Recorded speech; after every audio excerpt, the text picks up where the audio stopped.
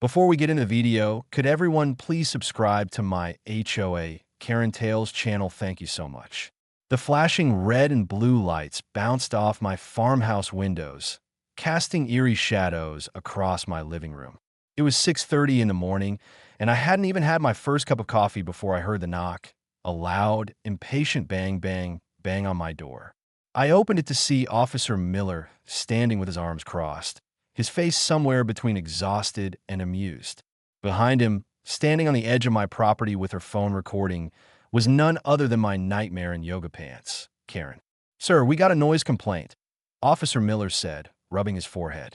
"Let me guess," I muttered, glancing past him at Karen, who was standing like she had just won a court case, arms folded, smug as ever. Was it my rooster this time? Or maybe my cow farted too loudly? "Your chickens," the officer corrected, barely suppressing an eye roll. Apparently, they were yelling at 5 a.m. I turned to look at my flock, who were pecking around, completely oblivious to the fact that they were now criminals in Karen's eyes. "Officer," I said, trying to keep a straight face, "last I checked, chickens cluck, they don't yell." Karen suddenly marched up, waving her phone in my face. "I have it on video," she screeched. They were screaming. It sounded like they were being tortured. My entire morning was ruined. "This is a residential area." I stared at her, then at the officer, then back at her. "Karen," I said slowly, "you moved next to a farm. That doesn't mean I have to tolerate barbaric animal noises." She snapped, "I have rights.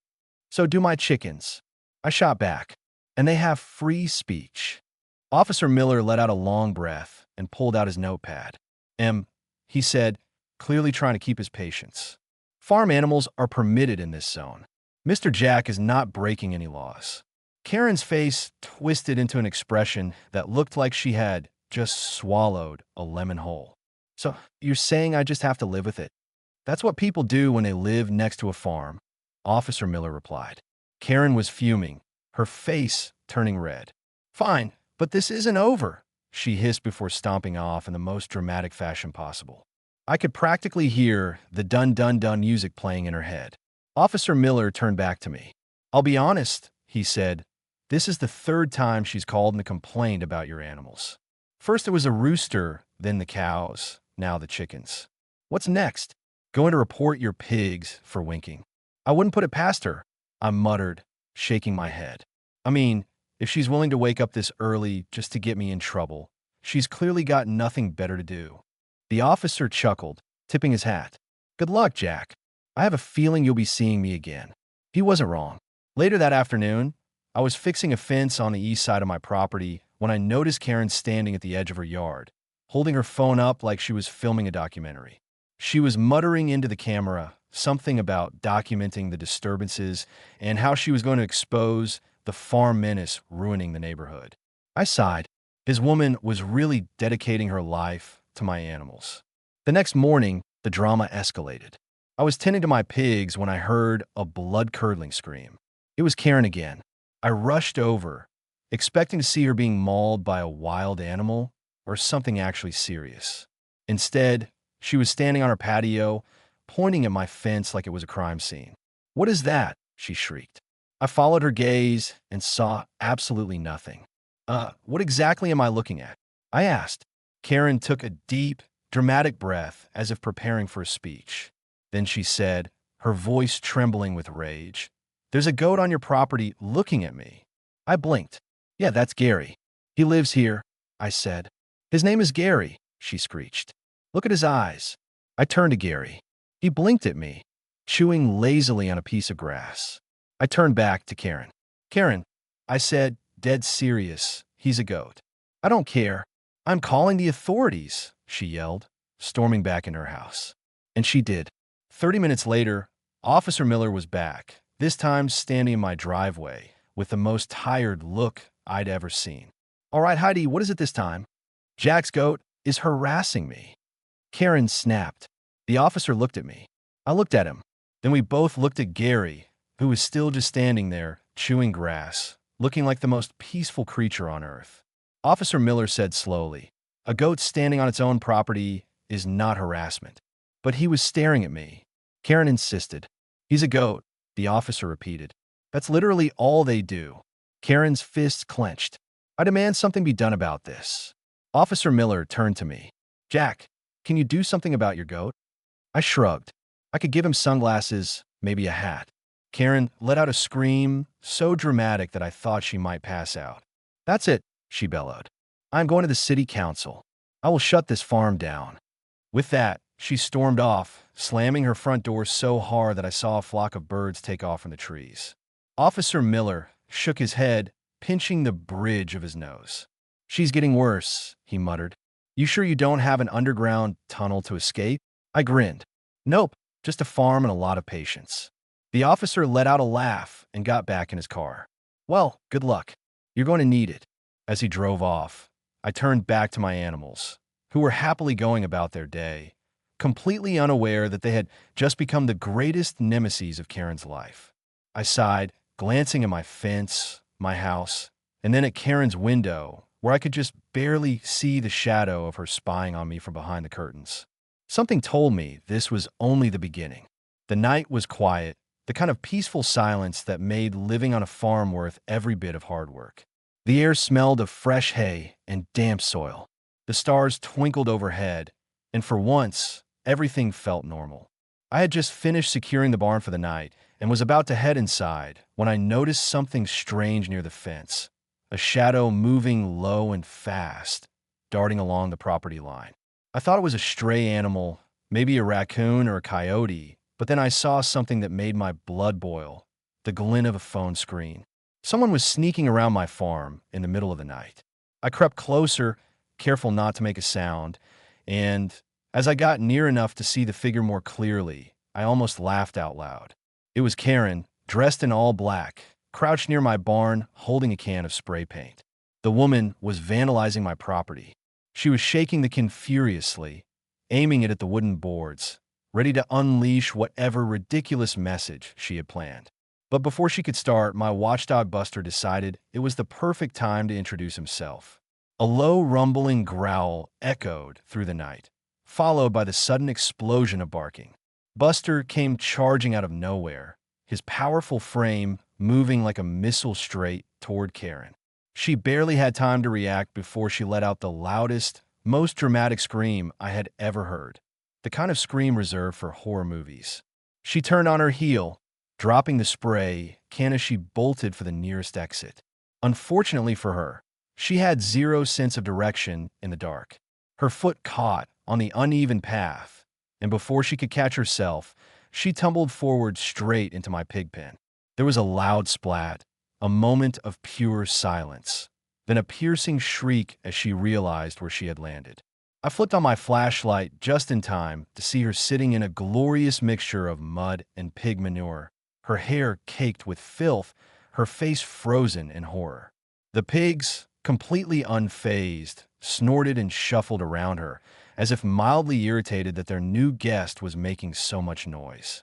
I leaned against the fence, watching the scene unfold. Karen, I called out, biting back a laugh. You okay down there? Her head snapped up, her face contorted with rage. You did this on purpose, she screeched, flailing to get up, but every attempt only made her sink further into the muck. Yeah, I totally trained my pigs to set booby traps for trespassers, I said, shaking my head. What the hell are you even doing out here? She pointed a shaking, filthy hand at me. I was defending the community by breaking into my farm and committing vandalism. I asked, crossing my arms. She sputtered, struggling to come up with a response. But before she could dig herself deeper, both figuratively and literally, there was another familiar sound in the distance, a siren. Someone had called the cops. Again, by the time Officer Miller arrived, Karen had managed to crawl out of the pig pen, but she was still covered head to toe in sludge. She stood there, arms out, looking like a swamp creature, and the second Miller stepped out of his cruiser, his expression was a mix of exhaustion and pure disbelief. All right, he sighed. What happened this time? Before I could even open my mouth, Karen launched into the most ridiculous story I had ever heard. According to her, I had set a trap to humiliate her, train my dog to chase her down, and possibly. The level of absurdity was so high that even Miller, who had dealt with every ridiculous call from Karen before, just stood there for a moment blinking. "Let me get this straight," he finally said. "You, who do not own this farm, were sneaking around in the middle of the night with a can of spray paint and somehow ended up covered in pig crap, and you're blaming him?" Karen threw up her arms, splattering some mud onto herself in the process. "He set me up." Miller turned to me. "Jack, do you have security cameras?" I grinned, pointing to the small but very noticeable camera mounted on the barn wall. "Sure do." The color drained from Karen's already dirt-smudged face. "You can't save it," Miller said, already tired of her antics. "Karen, you were trespassing. You were vandalizing. That's two separate offenses right there." Her mouth opened and closed like a fish, but no sound came out. I could see the wheels turning in her head, desperately trying to find a way to spin this in her favor. Finally, she took a deep breath and went for the last desperate Karen move she had left. "I'm calling animal control." That got a reaction out of both me and Miller. "For what?" I asked, genuinely curious what kind of complaint she would pull out this time. She crossed her arms, her nose wrinkled in disgust as she pointed at my pigs. "These animals are living in filth. It's a health hazard." Miller looked at the pigs, then back at her. "Karen, it's a farm. It's a pigsty. They are pigs. This is literally normal." But she wasn't listening. She had already whipped out her phone and was dialing. Sure enough, the next morning, an animal control inspector showed up. A professional-looking man with a clipboard and a no-nonsense expression who clearly took his job seriously. He introduced himself and asked to inspect the animals. I happily let him. I knew there was nothing wrong with my farm. In fact, I took damn good care of my animals. Karen, however, was standing off to the side, looking smug as if she had already won. I watched with amusement as the inspector thoroughly checked everything. The cows, the chickens, the goats, even the pigs where Karen had taken her unfortunate dive. After nearly 30 minutes, he finally turned back to her. "Ma'am," he said, his tone polite but firm, "these animals are in perfect health. The farm is well maintained and meets all legal requirements."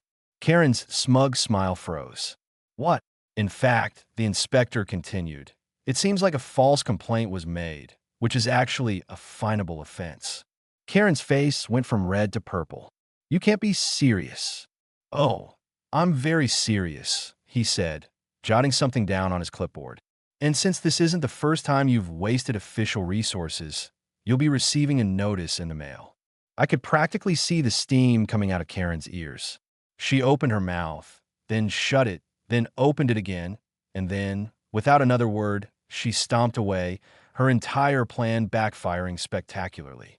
As soon as she was gone, Officer Miller shook his head.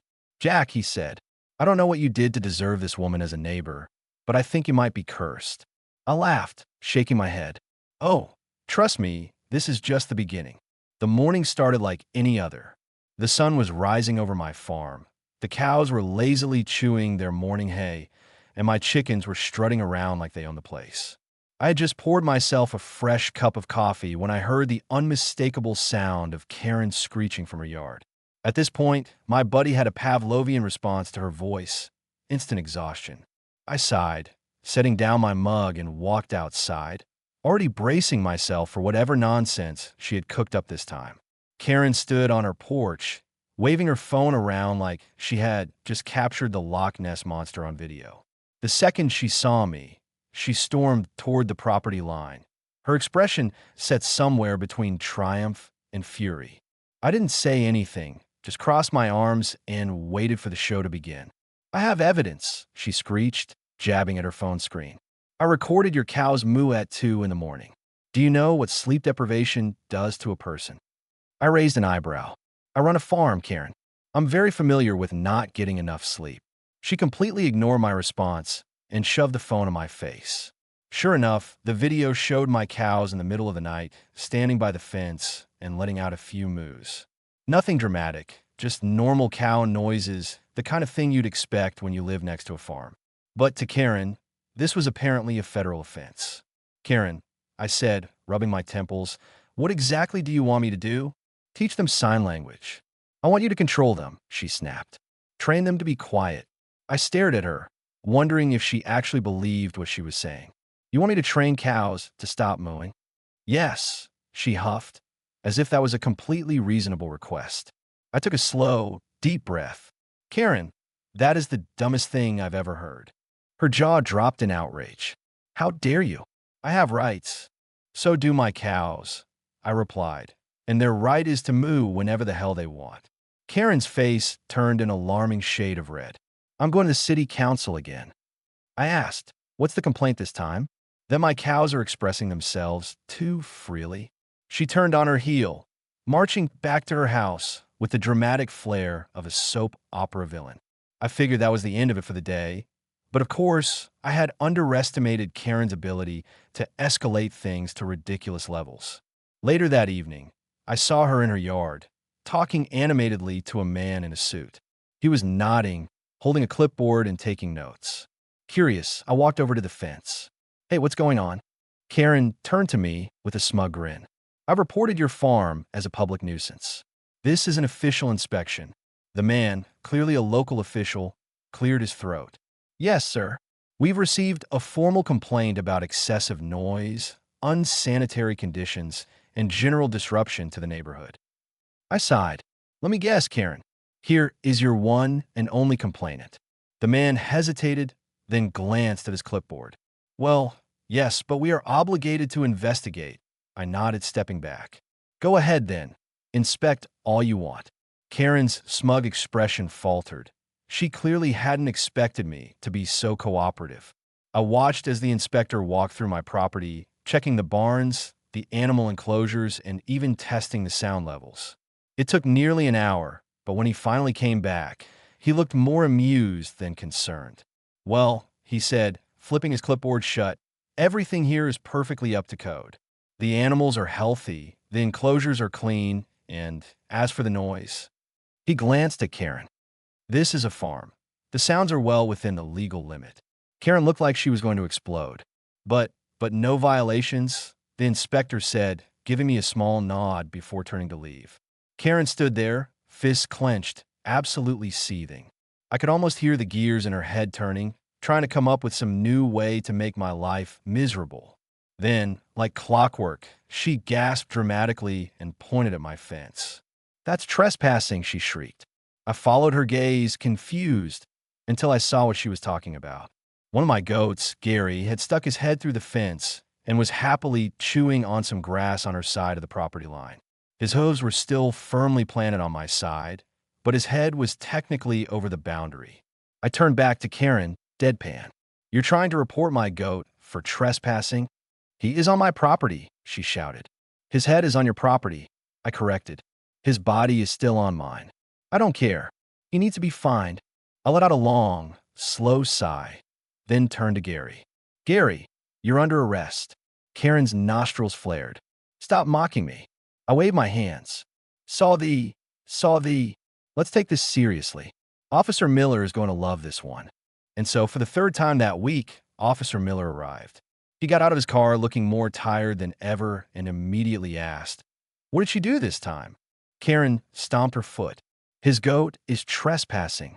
Miller looked at Gary, who was still chewing lazily, then back at Karen, then at me, then at Karen again. You call me for a goat sticking his head through a fence? Yes, she shouted.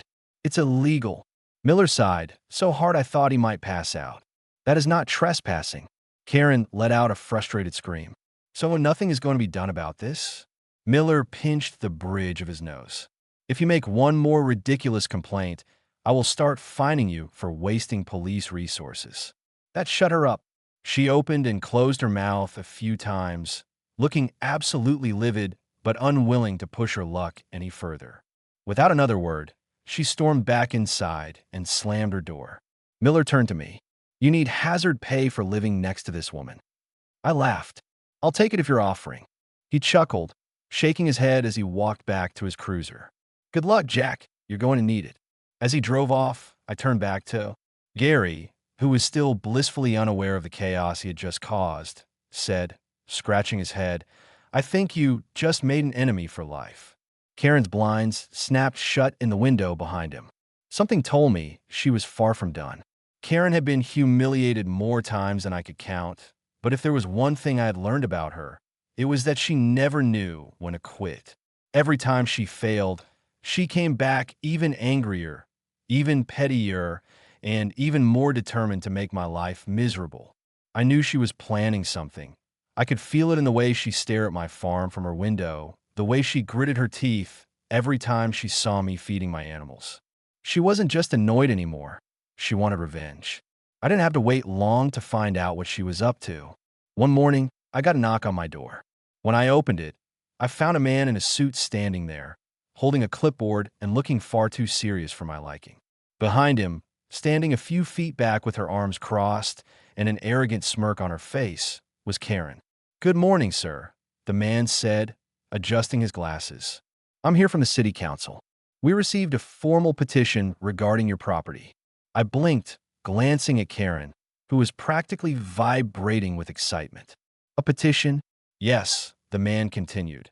"A number of residents have raised concerns about your farm, citing excessive noise, unsanitary conditions, and general disruption to the community." I stared at him, then at Karen, then back at him. "You're telling me multiple residents signed a petition against me?" "That is correct," he said, flipping through his papers. "I have it right here." Karen snickered. "It's over, Jack. The community has spoken." I reached for the clipboard, and the inspector handed it over. I skimmed the list of signatures, expecting to see some of my neighbors' names, maybe a few people I had never met.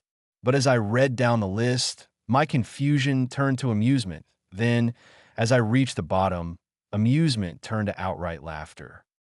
Sir," I said, "try to keep a straight face. Do you mind reading some of these names out loud?" The inspector frowned, taking the clipboard back and glancing down.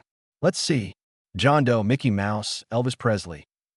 "Oh," Karen's face went pale. "Are these fake signatures?" the inspector asked, flipping through the pages with growing suspicion. "Looks like it," I said, grinning. "Unless you really think Elvis came back from the dead just to complain about my cows." Karen grabbed the clipboard from his hands. "This is ridiculous.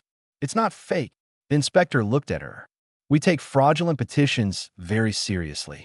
If you forge signatures to push a false complaint, you could be facing legal consequences."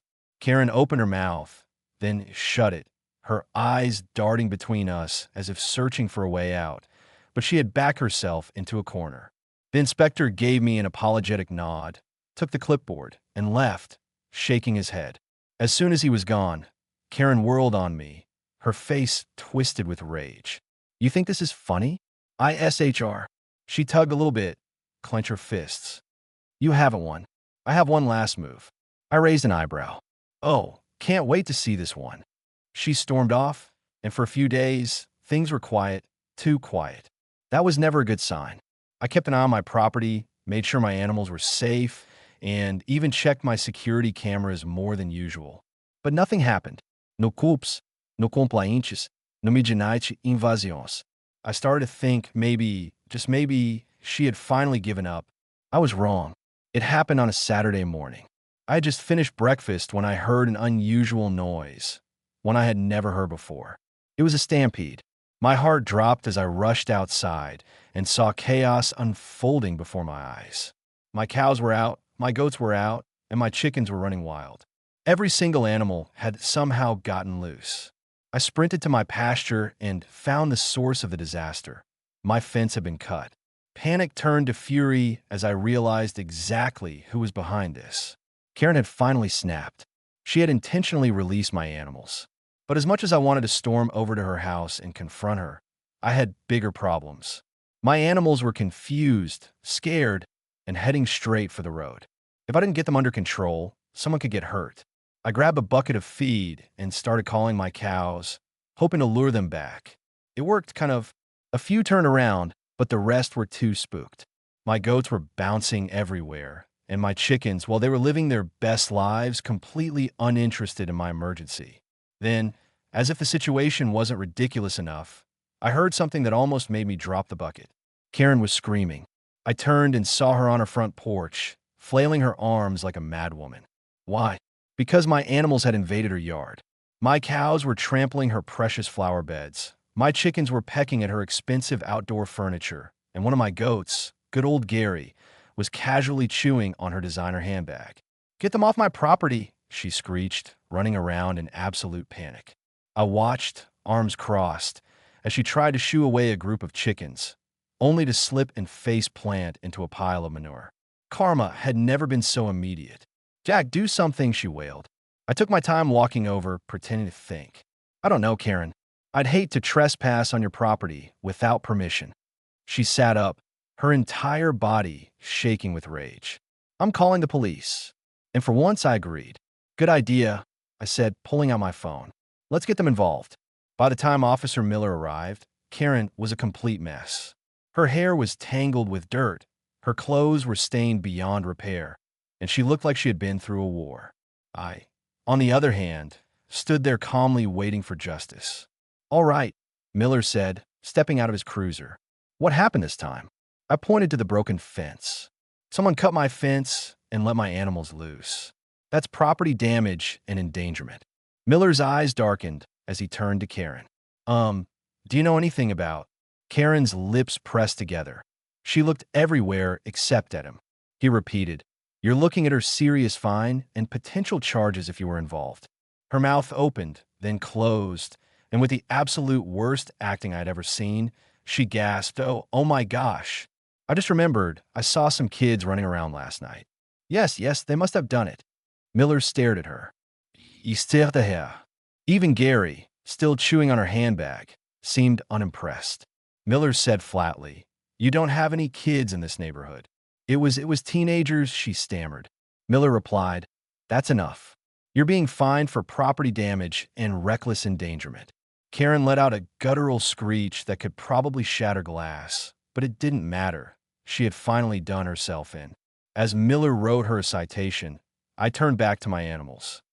"Come on, guys, let's go home." Karen sat in the middle of her ruined yard, too stunned to speak. I had won, and I wasn't even done yet.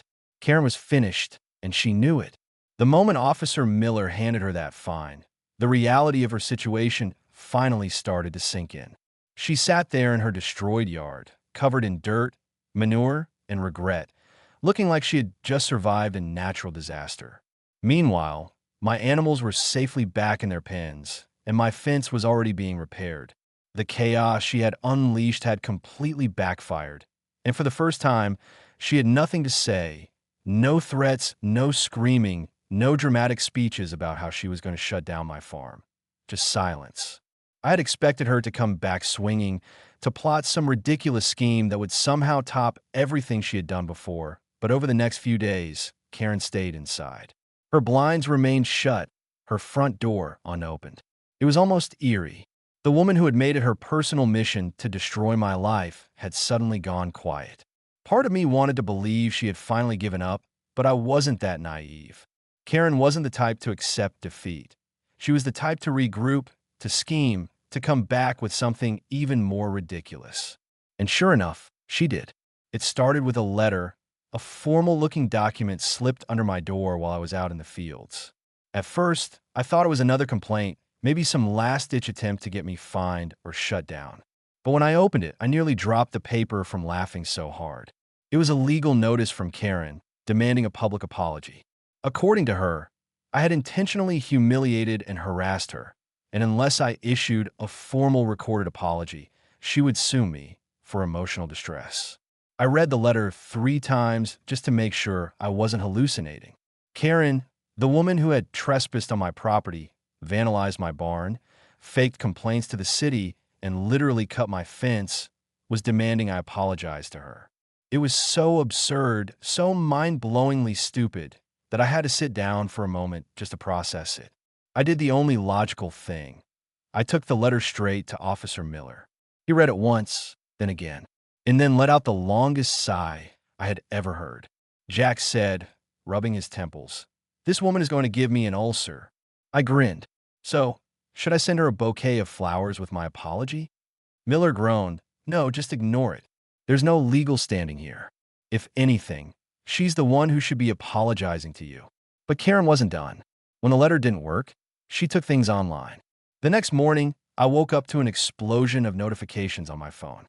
My farm's Facebook page, normally a quiet little space where I posted about fresh eggs and homemade honey, was flooded with angry comments.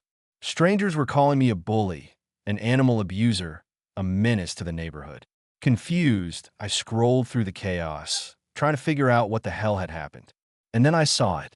Karen had made a video, a full, dramatic, tear-filled video posted on every social media platform she could find, in which she painted herself as the tragic victim of the evil farmer next door. She claimed my animals had tormented her, that I had personally harassed her, that she had been forced to live in fear because of my constant bullying. She even faked crying on camera, holding up her destroyed yard like it was the aftermath of a natural disaster. I couldn't believe what I was watching. It was so over the top, so ridiculous, that I thought no one would take her seriously. But the internet loves drama, and Karen knew exactly how to manipulate people. Within hours, the video had gone viral. People were sharing it, commenting, demanding justice for Karen. Some even started a fundraiser for her, convinced she was a poor, helpless victim who had been wronged. I should have been furious, but honestly, I was impressed. It took a special kind of person to fail so spectacularly and still find a way to flip the narrative in their favor. But Karen had made one crucial mistake. She had lied too much. See, it's one thing to twist the truth. It's another thing to fabricate a story so exaggerated that it starts to collapse under its own weight. And that's exactly what happened. First, people started asking for evidence. They wanted proof that my farm was actually a menace, that I had done the things she claimed. When she couldn't provide any, people got suspicious. Then locals from our town, people who actually knew me, who had been to my farm, who had witnessed Karen's insanity firsthand, started commenting. They told the real story about how Karen had spent months trying to shut me down, about the fake complaints, the trespassing, the fence-cutting incident. And just like that, the internet turned on her. The very same people who had rallied behind her started calling her out. People dug up the fines she had received, the reports from Officer Miller, even footage from my security cameras showing her sneaking onto my property. The Karen as a victim story collapsed in real time. And then the worst thing imaginable happened to her. She became a meme. Screenshots of her video, her ridiculous expressions, her fake crying, all turned into jokes. People remixed her voice, made parody videos, even edited clips of her dramatic scream over footage of my totally normal, innocent animals. Her meltdown became internet gold. Karen had spent months trying to destroy my life. Instead, she destroyed her own reputation in a matter of days. The last time I saw her, she was outside loading boxes into a moving truck. She wasn't wearing her usual smug expression. No, this time she looked defeated. She knew she couldn't live here anymore, not after all of this. She had become a joke, and Karen couldn't stand being laughed at. I leaned on the fence, sipping my coffee as I watched her struggle with a particularly heavy box. I could have helped, but I didn't. Before she got in her car, she turned to me one last time.